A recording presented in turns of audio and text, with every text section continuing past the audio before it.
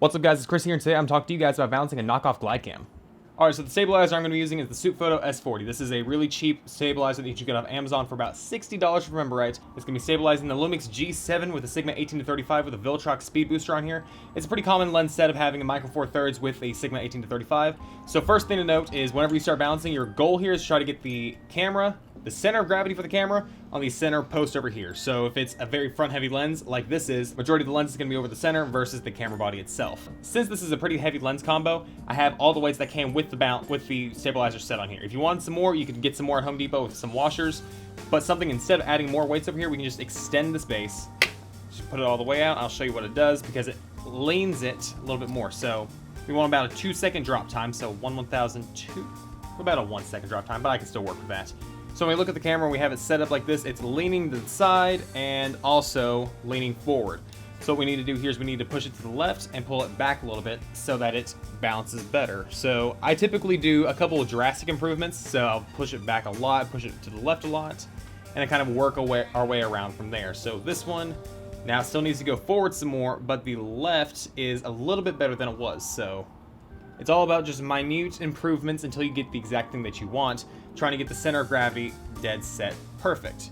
You want to look at this little base section right here that you're holding onto, that the handle connects to the actual center pole. Whenever you spin it around, you want to make sure that it doesn't like wobble whenever you're spinning it around. So that one's almost there. You just need to push it forward just a little bit more. It's all about practice. You get to learn how to do this with a lot more practice, get to do it a lot quicker, a lot faster. So right there, if you spin it around with 2 fingers, just like gently spinning around, we see it's still leaning to the right a little bit more. So we're going to pull it to the left. So this one, it's pretty well centered here. And another little test that you can do is just like up, down, forward, backwards, and there's a bit of a sway when it comes with this. Whenever it does this, it kind of just like rocks while you're doing that. That's due to the balance in the bottom and the center post here. Remember how we pulled it all the way out at the very beginning? That was mostly just to make sure that it stays upright so we can actually bounce it this way. Now what we're going to do is we're going to try to hone that into exactly where we want it to make it a lot easier. So I'm going to try to shoot for a 2-second drop time just because that's what most people tend to go with. So from there we're going to pull it down, and this is really just trial and error. You try it with your camera. How I do it with this one's not going to be the same for how if you do it with the Sony A7R. But with this one, we're going to see 1/1002. That's a pretty good drop time right there. Boom. For the most part, it's actually pretty well solid for how you'd actually want this thing to run. Couple more adjustments that can be done, just fixing it and honing it in.